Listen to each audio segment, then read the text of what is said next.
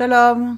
Alors nous voilà de nouveau réunis pour encore un passage très intéressant sur le Zohar, qui est repris donc dans le livre de Matthieu, au chapitre 13. Alors donc, voilà ce qu'il nous dit dans le Zohar Mishpatim, verset 488. Israël est comparé aux 5 types de grains qui vont être broyés pendant un exil. C'est-à-dire qu'une fois qu'ils sont triés de la paille, c'est-à-dire des autres nations, donc épurés, ils se rassembleront à un endroit appelé Jérusalem, qui est en fait un concept Jérusalem.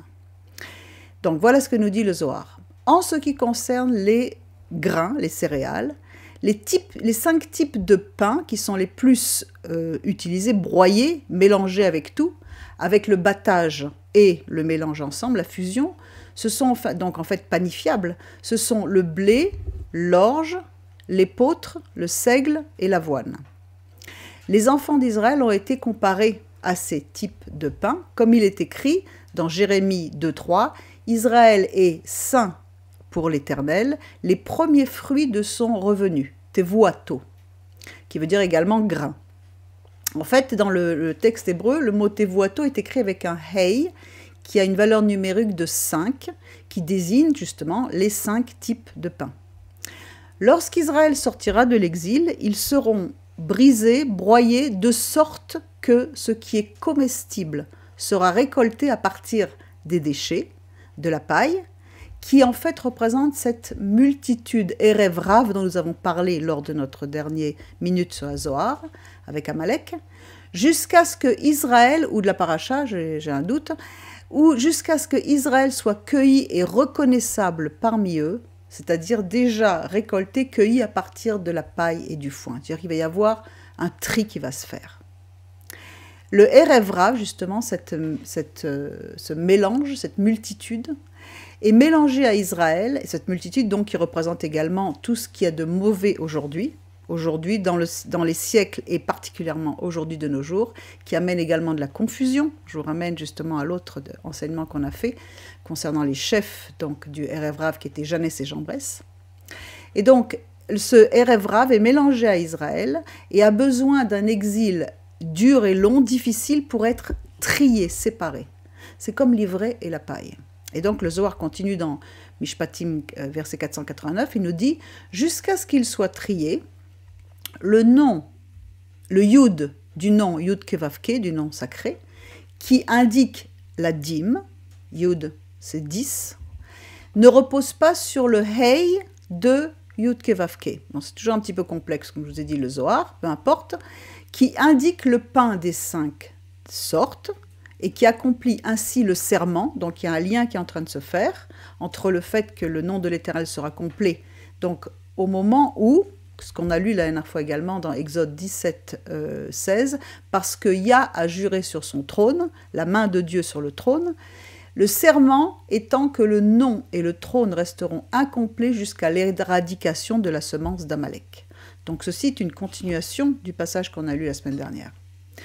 Par conséquent, donc, il va y avoir la révélation totale qui va se faire quand il y aura tri. Par conséquent, l'ivraie et la paille ne sont pas soumises à la dîme, continue le Zohar, jusqu'à ce que tout soit trié.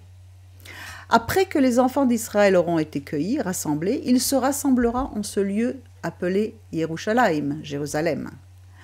Comme le blé, après avoir été débarrassé de l'ivraie et de la paille, est amené dans le grenier, ainsi les Israélites, qui sont des grains, se rassembleront à Jérusalem, qui est bâtie sur la montagne d'Hachem, comme il est écrit dans le psaume 24, 3 et 4, qui montera sur la montagne d'Hachem, ou qui se tiendra dans son lieu saint, celui qui a les mains innocentes et le cœur pur.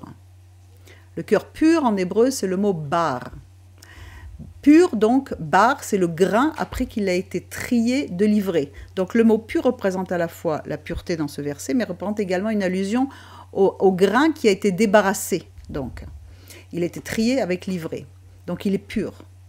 À ce moment-là, il cite un verset de Cantique des Cantiques 1-2, ces baisers sont purs, comme le dit le verset, pur bar, qu'il m'embrasse avec les baisers de sa bouche. Pourquoi? Parce qu'il est une autre allusion. Nous passons donc à un autre niveau de grain. Nous sommes passés au cœur pur qui ramène au grain et qui ramène maintenant au Fils. parce que le mot bar est un mot araméen pour fils également. Ce qui signifie qu'à ce moment-là, après avoir été nettoyé de la balle et de la paille, bar, quand ça va être pur, son nom planera sur eux et il les appellera, selon Exode 4, 22, Israël est mon fils, mon premier-né. Et Yeshua va reprendre bien entendu cette parabole, puisque comme je vous le dis, je vous le répète, la Brit Hadasha est farcie de citations du Zohar et du Talmud et de ceci, de tout ce qui concerne ce qu'on appelle la Torah orale. Et le Zohar représente le degré sod de l'interprétation de la Torah, c'est-à-dire le 4e niveau, le degré secret. Il reprend cette parabole, il l'explique à ses disciples dans Matthieu 13, 24, 30, bien entendu. Il leur proposa une autre parabole et leur dit « Le royaume des cieux est semblable à un homme qui a semé une bonne semence dans son champ. Mais pendant que les gens dormaient, son ennemi vint, sema de l'ivraie parmi le blé et s'en alla. Lorsque l'herbe eut poussé et donné du fruit, l'ivraie parut aussi. Les serviteurs du maître de la maison vinrent lui dire « Seigneur, n'as-tu pas semé une bonne semence dans ton champ? D'où vient donc qu'il y ait de l'ivraie? D'où vient donc qu'il y ait cette érèvrave, cette multitude ?» Il leur répondit « C'est un ennemi qui a fait cela. » Et les serviteurs lui dirent « Veux-tu que nous allions l'arracher? Allons-nous agir de façon inconsidérée? Est-ce qu'on peut se précipiter et nettoyer le monde par nous-mêmes? » Non, lui dit, de peur qu'en arrachant l'ivraie, vous ne le déraciniez en même temps que le blé. Il y a un processus qui doit se faire un processus de purification qui doit se faire. Mais au temps de Dieu. Laissez croître ensemble l'un et l'autre jusqu'à la moisson. Et à l'époque de la moisson, je dirai au moissonneur, arrachez d'abord l'ivraie et liez-la en gerbe pour la brûler, mais amassez le blé dans mon grenier. Le blé barre ceux qui ont le cœur pur et qui sont appelés du nom du Fils. Alors, un peu plus loin, il explique, ici c'est une autre parole entre-temps, il explique donc au verset 36, « Alors il renvoya la foule, il entra dans la maison, et ses disciples s'approchèrent de lui et lui dirent, « Explique-nous la parabole de l'ivraie du champ. » Il répondit, « Celui qui sème la bonne semence, c'est le Fils de l'homme. Le champ, c'est le monde, la bonne semence, ce sont les fils du royaume. L'ivraie, ce sont les fils du malin, l'ennemi qui l'a semé, c'est le Satan. La moisson, c'est la fin du monde, les moissonneurs, ce sont les anges. Or, comme on arrache l'ivraie et qu'on la jette au feu, il en sera de même à la fin du monde.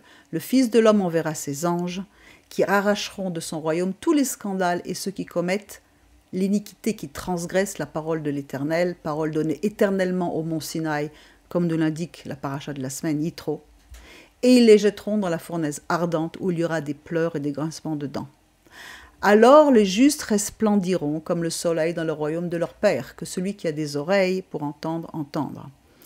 Qu'est-ce que c'est que ce verset? Les justes resplendiront. Encore une fois, on reprend le passage de Daniel, Daniel 12.1, qui nous dit « Plusieurs de ceux qui dorment dans la poussière de la terre se réveilleront, les uns pour la vie éternelle, les autres pour l'opprobre. » Il y aura une séparation qui se fera selon la pureté des cœurs de ceux qui servent l'Éternel, pour la honte éternelle, ceux qui auront été intelligents, et donc là, nous avons les justes, d'un côté dans le passage de Matthieu, ici ce sont les intelligents, masculim, brilleront comme la splendeur du ciel. Encore une fois, vous avez le verset devant vos yeux qui vous dit « Yazhiru kazoar », c'est-à-dire qui auront la connaissance du degré d'interprétation, ou du moins qui seront investis dans l'étude de cela, et ceux qui auront enseigné la justice, les voilà, nous retrouvons le mot les justes, donc dans le passage de Matthieu, ceux qui auront enseigné la justice à la multitude brilleront comme les étoiles à toujours et à perpétuité.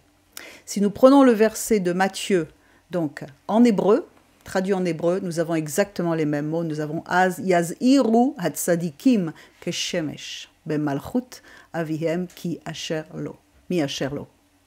Donc en fait, on se retrouve exactement dans le même contexte où Yeshua est en train de citer un passage du Zohar, il donne une explication supplémentaire à ses disciples et il nous donne la révélation de cette pureté de cœur qui doit être obtenue par le Fils. Nous sommes appelés fils de Dieu.